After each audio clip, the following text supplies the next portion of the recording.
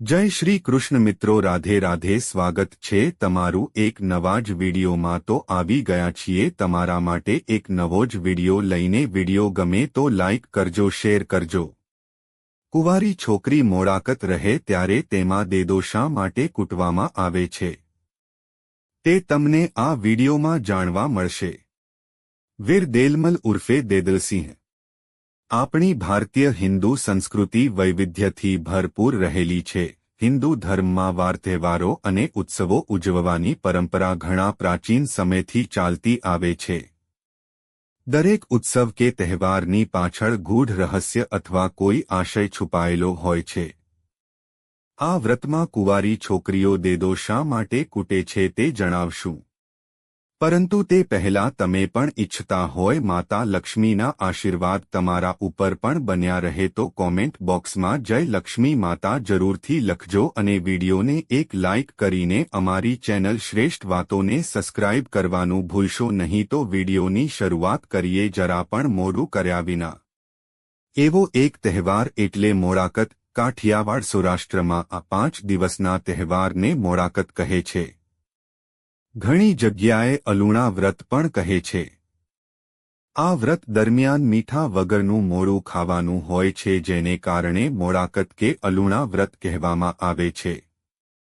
અષાઢ સુદ 11થી પૂનમ સુધી હિન્દુ સમાજની નાની દીકરીઓ કુંવારિકાઓ મોડાકતનું વ્રત કરે છે અને પૂનમની રાત્રે જાગરણ કર્યા પછી સવારથી વ્રતની પૂર્ણાવતિ થાય છે. કુંવારિકાઓ આ વ્રત દરમિયાન દેદો કૂટે છે. આ દેદો કોણ? આ રિવાજ કઈ રીતે ચાલુ થયો હશે? તેની પાછળ શું સત્ય છુપાયું છે? કદાચ ઘણા બધા લોકોને ખબર પણ નહીં હોય. કુમારિકાઓને દેદો કૂટવાનું કારણ શું હશે એવા વિચારો ઘણા લોકોના મનમાં આવતા હશે.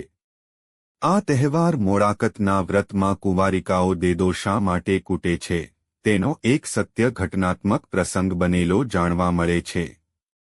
વળી કારણ પણ એટલું સબળ છે કે તે માન્યા વિના છૂટકો નથી અને ગીતની છેલ્લી પંક્તિઓમાં તો તેનો પુરાવો આજે પણ કાઠિયાવાડના લાઠી ગામમાં મોજૂદ છે. એમ ગીતમાંથી જાણવા મળે છે. કહ્યું છે. ગીત આ પ્રમાણે છે. એક વખતે ચઢી આવ્યો બાદશાહ દેશ પર લાભ લશ્કરની સાથે ત્રાસ વર્તાવતો ધાક બેસાડતો ઉતર્યો હતો સૌરાષ્ટ્રમાંથી. ફોજને ભાળતા કાળજા કંપતા થરથરે કંઈક મર્દો મુહાળા. જબર જમદૂત શાહ યવન જ્યાં ઉમટે ગઢહડે નોબતું ને નગારા.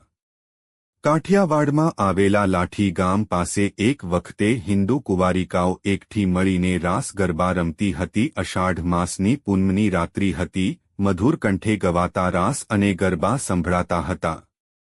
સામસામી તાળી દેતા સુંદર સુકોમળ હાથની હીરા જડિત ચૂડલીઓની ઘૂઘરીઓ રંઝણી રહી હતી. એ વખતે બાદશાહ લશ્કર લઈને ત્યાંથી પસાર થયો હતો. તેણે આ દ્રશ્ય જોયું.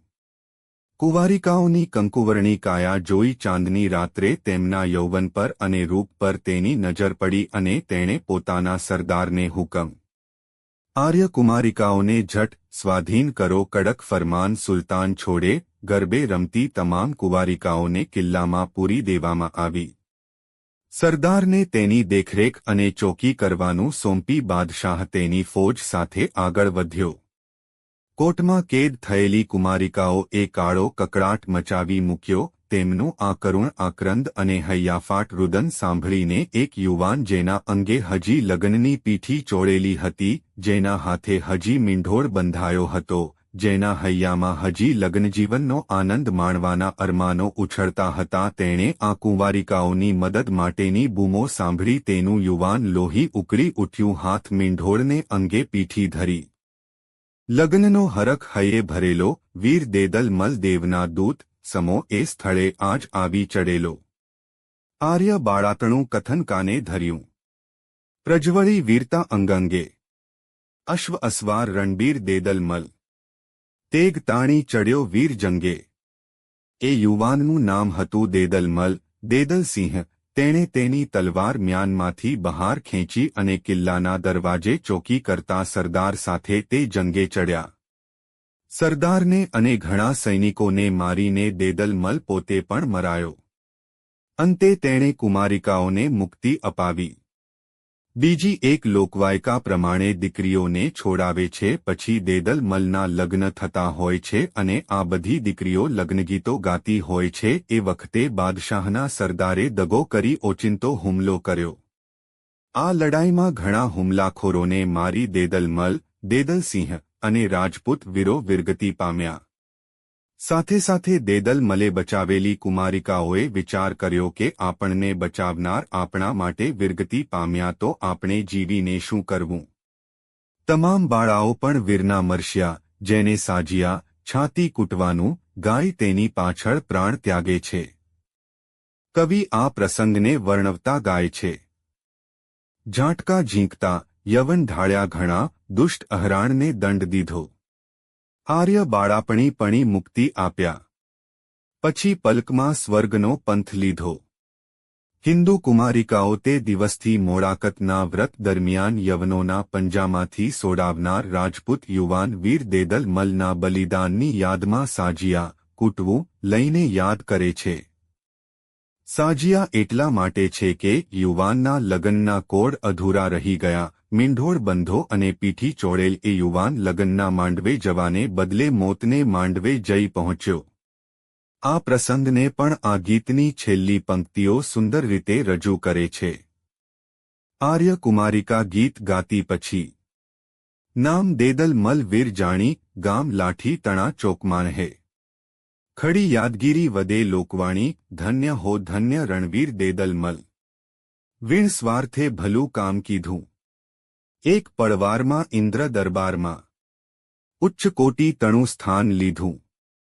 કહેવાનું તાત્પર્ય એટલું જ કે આપણા વાર તહેવારોમાં કે રીત રિવાજોમાં કુરબાનીના આવા કેટલાય સત્ય કિસ્સાઓ છુપાયેલા હશે.